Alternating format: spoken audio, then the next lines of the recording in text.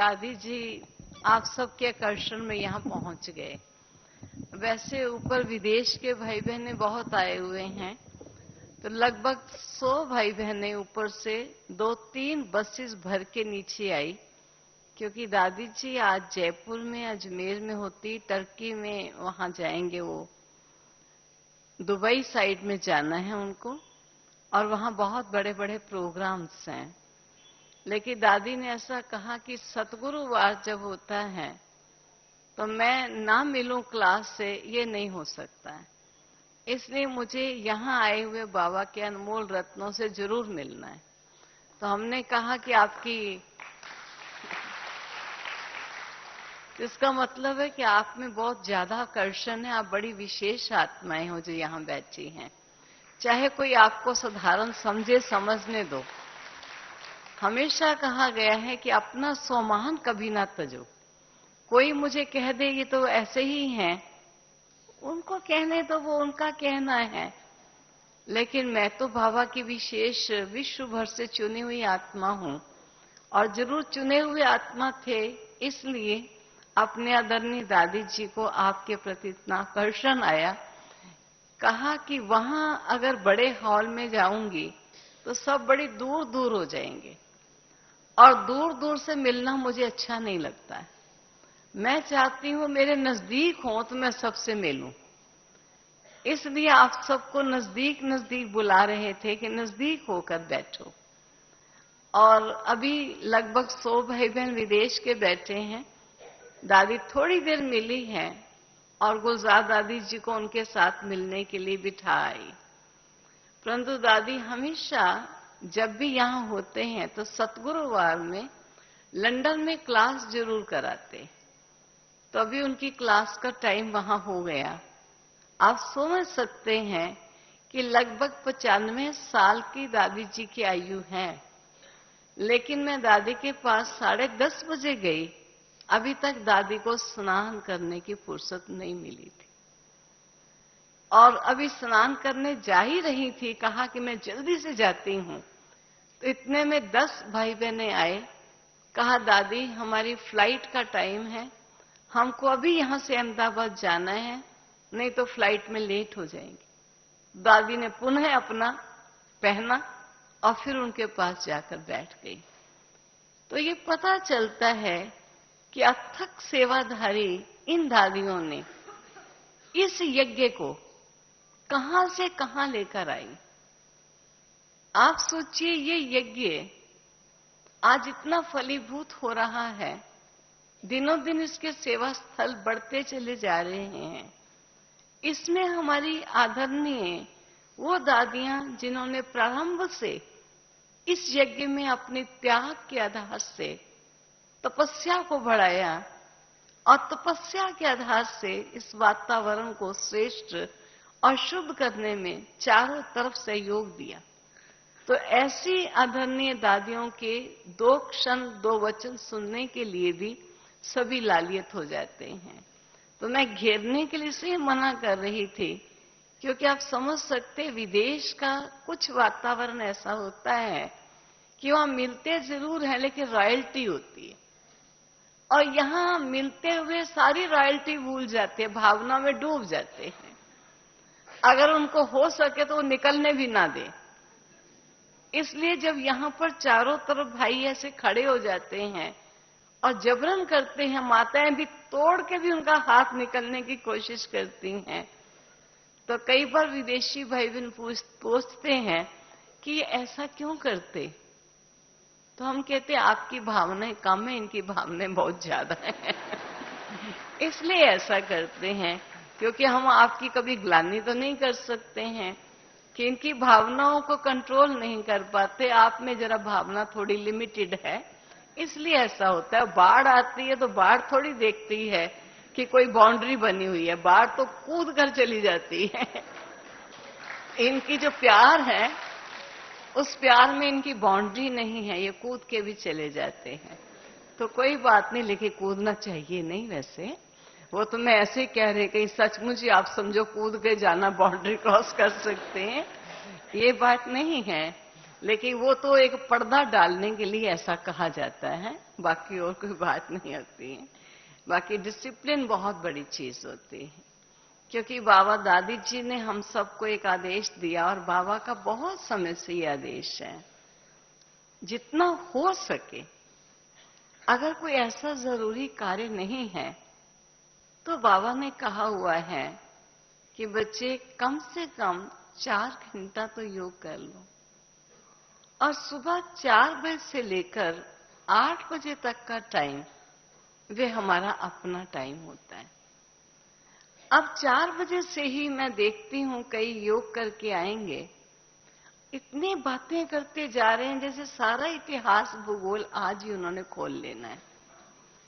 लेकिन बाबा की ये आज्ञा है, जितना कम बोलेंगे आपके बोल में ताकत आएगी, जितना कम सोचेंगे उतना आपका सोच एक्यूरेट, जो सोच होना चाहिए वही सोच होगा। और कई बार हम इन चीजों पर कोई अंकुश नहीं लगाते हैं, जो बोलना नहीं चाहिए वो भी बोलते रहते हैं। कई बार हम देखते हैं पेड़ के नीचे माताएं झूला झूलती हैं, समझती हैं गांव में ऐसे झूले में गीत गाते थे, हम भी बाबा के गीत गा रहे हैं। वो ये नहीं समझते कि वातावरण में हम आवाज फैला रहे हैं। और बाबा का ये कहना है कि ये रिकॉर्ड मैंने क्यों चलाए, इसलिए कि मेरे बच्चे वाचा से परे जाने वाले, वानप्रस्थ में जाने वाले, अर्थात वाणी से दूर जाने वाले। तो वाणी से दूर जाने वाले बच्चे अगर वाणी को कम से कम करते चले जाएंगे तब उन्हें वाणी से परे जाने का एक सहज सुलभ साधन मिल जाएगा। और अगर ज्यादा वाणी में आएंगे तो साकार जगत से परे नहीं जा पाएंगे। इसलिए गीत चलते हैं, उन गीतों को सुनो और बाबा की याद में समा जाओ। स्वयं गीत गाने की जब कभी जरूरत है, किसी ने कहा है कि आप एक गीत सुना दीजिए, और आपको गीत गाना या बनाना आता है और आप सुना देते हैं, वो एक सेवा अर्थ हो गया। बाकी ऐसे ही बैठे हुए गुनगुनाते रहें, कईयों की आदत है किचन में काम करेंगे गीत गाते रहेंगे, कहेंगे गीत गाते बाबा की याद में रहे। बाबा हम बच्चों को नहीं कहता है। आप सोचो अगर आप बोलते रहेंगे, स्वाभाविक है बोलने से मुख से कुछ कण निकलते हैं, और वो जो आप भोग बना रहे हो, बाबा का भोजन बन रहा है, उस भोजन में आपके मुख से निकले कण उसमें जा रहे हैं। इसलिए श्रीनाथ द्वारे में जब भोजन बनाते हैं तो भक्त भी अपने मुख के ऊपर कपड़ा लगा लेते हैं, ताकि हमारे मुख से कुछ निकल उस भोजन को अशुद्ध ना कर दे। और हम समझते हम तो बाबा के गीत गा के योग लगा रहे हैं, लेकिन योग में हम भोजन को अशुद्ध कर रहे हैं, ये हमको ख्याल ही नहीं आ रहा। और अगर आपको गीत अच्छे लगते हैं भोजन के समय, तो छोटा सा एक रिकॉर्डर ले लीजिए, उस समय गीत लगा दीजिए, वो गीत चलते रहें और आप प्यारे बाबा की मस्ती में मस्त होकर के वो भोजन बना लीजिए। आप देखो ऐसा भोजन बनाओगे, वो भोजन का प्रभाव मनुष्य जीवन में बहुत अच्छा पड़ेगा। हम कई बार ऐसा समझते हैं कि कई मुल्ला मौलवी आदि जो होते हैं, कई लोग उनके पास जाते हैं कि कोई ग्रहचारी आ गई, कुछ ऐसा वैसा हो गया, कोई छाया आ गई, बच्चा रोता है चुप नहीं होता, आपस में पिटती नहीं, ऐसा सा कह कहला के उनसे कुछ मंत्र आदि पड़े हुए कुछ ऐसा कागज सा ले आते हैं। ये मैंने एक दृश्य देखा। तो कागज ला करके पानी में घोल करके वो पिला रहे हैं। तो हमने कहा ये कागज को घोल कर क्यों पिला रहे हो? तो कहा कि वो बड़े सिद्ध पुरुष हैं, वो जो लिख देते हैं वो एक मंत्र बन जाता है, और उसको कागज को पानी में घोलकर अगर पिला देते हैं तो उनको बहुत असर हो जाता है, बच्चा जिद करना छोड़ता है, रोना, मानो ऐसी सी बातें। अब आप सोचो किसी एक मंत्र में अगर इतनी शक्ति है तो मनमना भव से बढ़कर मंत्र कौन सा मंत्र होगा? कोई भी भूत प्रेत क्या कहने, कोई नहीं असर कर सकता है अगर इस मंत्र में रहकर हम भोजन बनाएं, मंत्र में रहकर हम भोजन खाएं और मंत्र में रहकर हम भोजन खिलाएं। क्या आप ये समझते हो कि ये मंत्र उस मुल्ला मौलवी के मंत्र से हल्का है? ये मंत्र बहुत शक्तिशाली है और उस समय सिवाय एक बाबा के कोई भी याद ना आए। ऐसे बाबा की याद में अगर हम भोजन बनाते हैं, भोजन खाते और खिलाते हैं, ये छोटी सी बात है, लेकिन ये हमारी मनोस्थिति में बहुत बड़ा परिवर्तन लाती है। और जिसकी सेवा में हम वो भोजन बनाते हैं, उनकी भी मनोपरिवर्तन में बहुत बड़ी सेवा हो जाती है। कई बार कोई किसी को चुपचाप गुप्त रूप से दवाई डाल के किसी पानी में, सब्जी में खिला देते हैं, क्योंकि वो है तो थोड़ा दिमाग का खराब है, लेकिन दिमाग की खराबी वाला कभी ये नहीं समझता कि मेरा दिमाग खराब है। वो कुछ पगलापन उसमें है, लेकिन वो अपने को पगला नहीं समझता है। तो डॉक्टर उसको कह देता है कि आप इसको सब्जी में, पानी में, आटे में गूंद के कहीं भी ये गोली डाल दीजिए, तो इसके असर दवाई का हो जाएगा। जब वो दवाइयों के असर मनुष्य पागल को भी ठीक कर सकते हैं, तो हमारे प्यारे बाबा की याद के शुद्ध शक्तिशाली प्रकंपन किसी मनुष्य के मन की मनोवृत्तियां जो विकार युक्त हैं, क्रोध सहित हैं, लोभमय हैं, ईर्ष्या नफरतमय हैं, क्या वो वृत्तियां उसकी या हमारी निज की ठीक नहीं हो सकती? बाबा हम बच्चों को कहते हैं, जब पूछो निश्चय है तो बच्चे हाथ खड़ा करते, हमको 100% निश्चय है। लेकिन निश्चय का मतलब ऐसे शब्दों से कहने की बात नहीं, प्रैक्टिकल की बात। जिस पर मैं एक एग्जाम्पल देती हूं। एक बार बाबा ने क्लास में कह दिया, बहुत समय की बात है, यज्ञ की बात है, जब हमको एक बहन ने सुनाया कि बहुत अनन्य बाबा के बच्चे बैठे थे बाबा के सामने, जब शिव बाबा ब्रह्मा बाबा के तन में प्रविष्ट होकर महावाक्य उच्चारण कर रहे थे, और महावाक्य उच्चारण के मध्य बाबा ने कह दिया, एक बहुत ही अच्छी बच्ची थी, कहा बच्ची तुम्हें आज अभी इस यज्ञ से चले जाना है, तुम्हें इस यज्ञ में रहना अलाउ नहीं है। आप सोच सकते हैं कि एक अनन्य रतन जो सेवा में बाबा के प्यार के लगन में मगन हो, और उसको भरी सभा के बीच में कहा जाए कि तुम इस यज्ञ में रहने योग्य नहीं हो, तुमको यज्ञ छोड़कर चले जाना है। और वो बच्चा जिसने अपना घर परिवार सब त्याग दिया उस प्रभु को प्राप्त कर, ऐसे बच्चे के लिए अगर ऐसा शब्द आए, और वो भी किसके मुख से? आदि देव ब्रह्मा और स्वयं शिव बाबा के द्वारा, तो आप समझ सकते हैं सारी सभा में उस समय कैसी स्थिति होगी। और वो बच्ची सुनकर आश्चर्यचकित है, और फिर कहती है, बाबा फिर कहते हैं, बच्ची सुनती हो या नहीं? सुन तो रही है, उठो और अभी ही आपको चले जाना है। ऐसा बाबा का धर्मराज का रूप। सारी सभा खामोश, जिसको कहते हैं सुई भी फेंको तो आवाज आ जाए। अब बाबा उसको कहते जाओ, खड़ी हो गई क्योंकि बाबा कह रहा है, लेकिन अंदर चिंतन तो चल रहा है कि मैंने ऐसा क्या किया जो मुझे बाबा कहते चली जाओ। लेकिन बाबा कहते जाओ।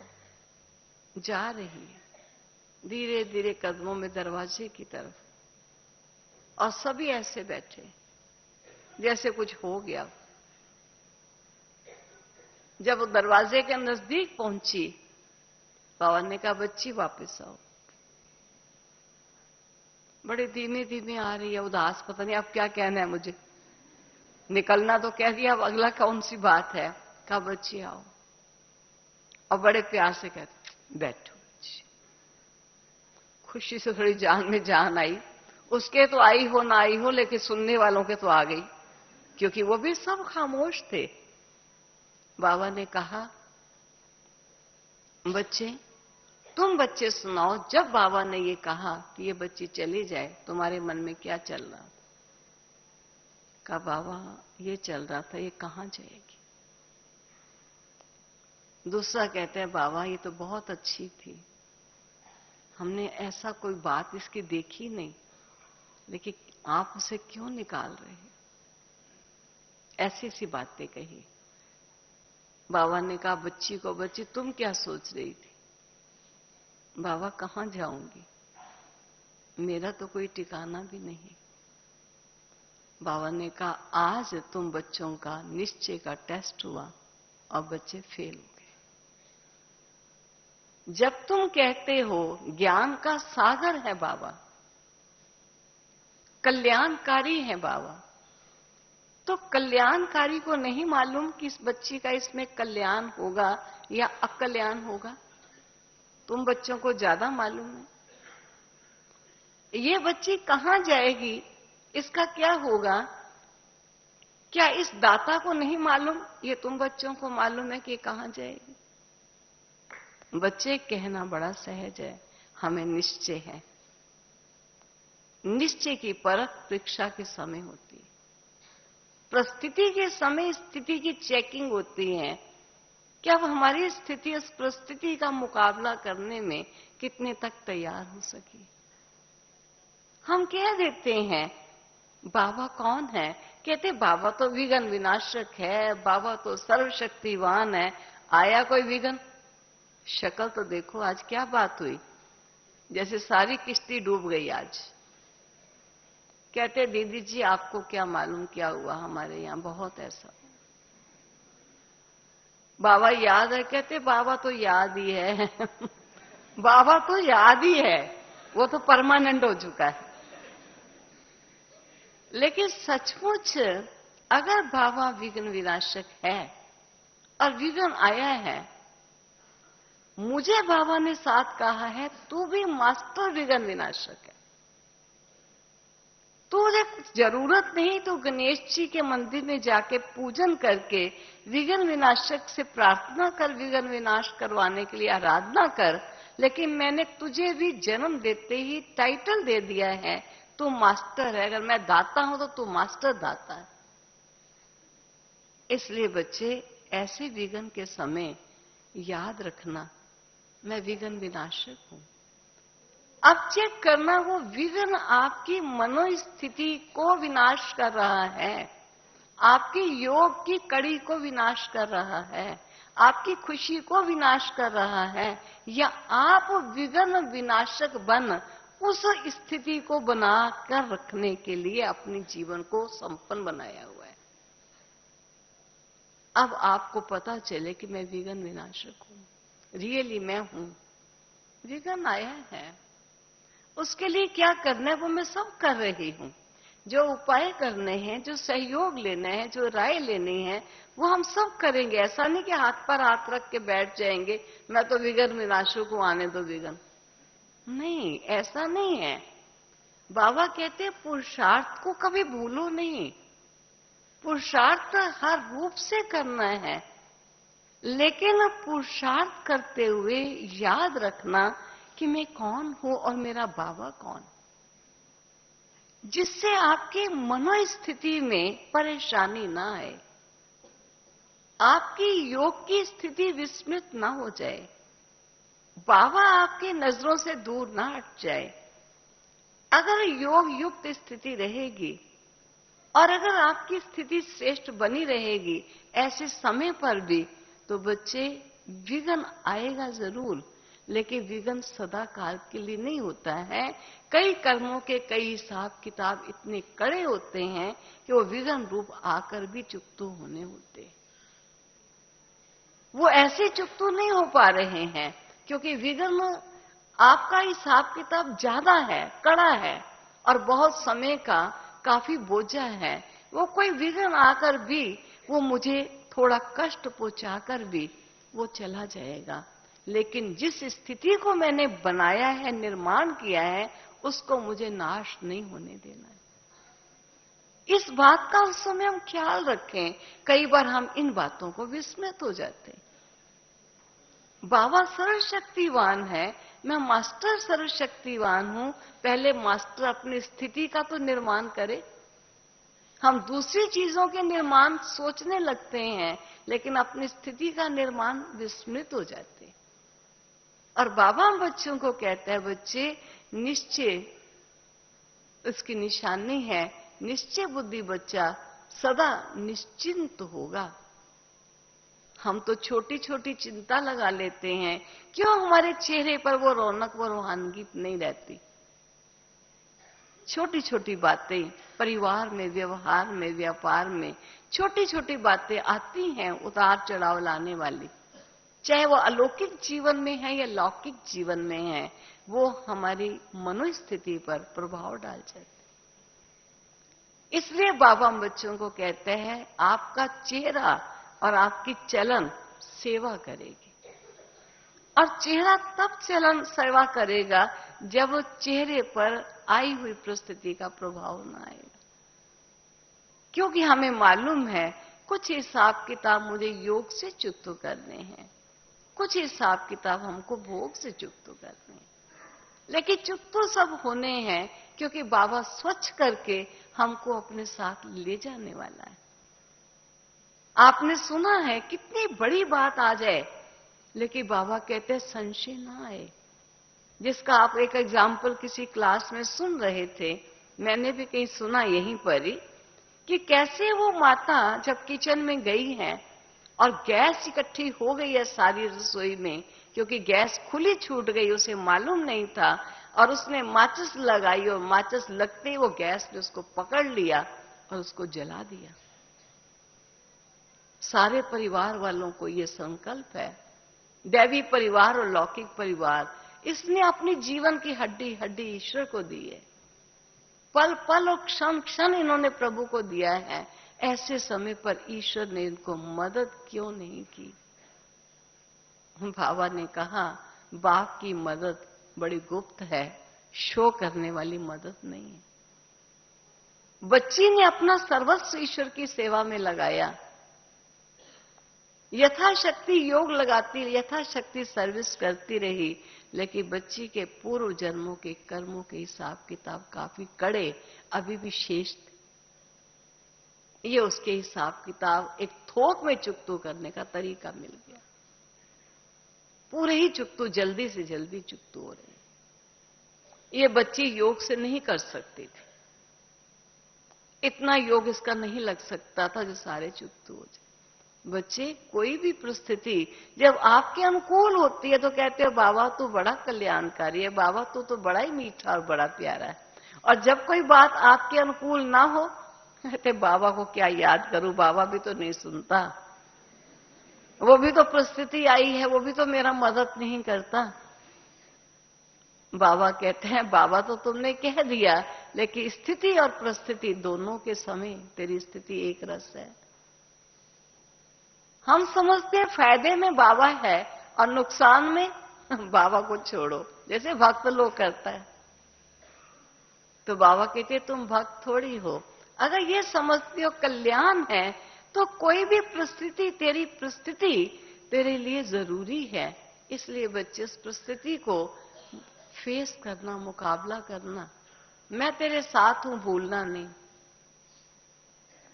मैं तुझे कभी छोड़ूंगा नहीं, तेरे साथ रहूंगा। तो ये ना समझ में अकेला हो गया। लेकिन हम समझते परिस्थिति को ठीक क्यों नहीं किया, नहीं ठीक किया इसलिए बाबा मेरे साथ ही नहीं। बाबा कहते ये तेरी गलती है, मैं सदा तेरे साथ हूं। युग कल्याण का है, बाबा कल्याणकारी है, बाबा सदा साथी है और साथ है और साथ ही रहेगा। ये हम कभी भूल ना जाए। परिस्थितियां और स्थितियां, क्योंकि कुछ ऐसे हिसाब किताब हैं जिन्हें हमें भोग कर पूरा करना है, और कुछ ऐसे हिसाब किताब हैं जो योग से चुकत होते। हम चाहते हैं कि भोगना ना भोगें। बाबा कहते हैं अपने से पूछो योग कितना लगाते हो। आप सुबह अमृत वेले बैठते हो, वो भी सामने बैठ के देखो। मैं समझती हूं 40% तो नहीं, 60% लोग आंखें बंद करके बैठे होते। और उनसे पूछो आज कैसा रहा योग, कहते दीदी बड़ा ही आनंद आया। और आपने भी 3-4 दिन पहले की वाणी सुनी होगी, बाबा ने यही बात कही थी कि बच्चे सोकर भी बच्चे जब उठते हैं तो उनको बड़ी ऐसा लगता है बड़े फ्रेश हो गए, क्योंकि सोने के बाद भी थकावट ठीक हो जाती है और ऐसा लगता है कोई अब स्फूर्ति आ गई और कह देते हैं कोई काम हो तो अब मेरे को बता दीजिए, अब मैं कर सकती हूं। ऐसे ही योग युक्त बच्चा भी योग में भी ऐसा ही अनुभव करता है कि अब मैं बड़ा फ्रेश हो गया। तो वास्तव में हरी सब्जी का कीड़ा हरा ही होता है, सफेद अमरूद का कीड़ा सफेद ही होता है। जब बच्चे योग में बैठते हैं तो माया उनको सुला देती है और सोकर जब वो योग पूरा हो गया उठते हैं, कहते हैं आज बड़े फ्रेश हो गए, आज योग बहुत अच्छा लगा। कारण क्या हुआ हमें पता ही नहीं चल पाया कि योग नहीं था, ये नींद का आराम था, क्योंकि रात को आराम पूरा हो नहीं पाया। लेट सोए थे, कमरे में और भी बहनें, कोई लाइट जलाती, कोई खांसी करती, नींद पूरी हुई नहीं। और क्लास में ऐसा आनंद आया कि बहुत नींद आई, कहते आज मेरा बहुत योग लगा, कल मैं जरूर जाऊंगी योग में। बड़ी खुशी की बात है। मुझे तो अचानक दादी ने कहा आप बैठ जाओ, तो मैं आपके पास बैठ गई। अभी तो आप सबको खाने पर भी जाना होगा, बाकी मैं सुनाती जाऊंगी तो सुनाती जाऊंगी। ओम शांति करती हूँ, जाना।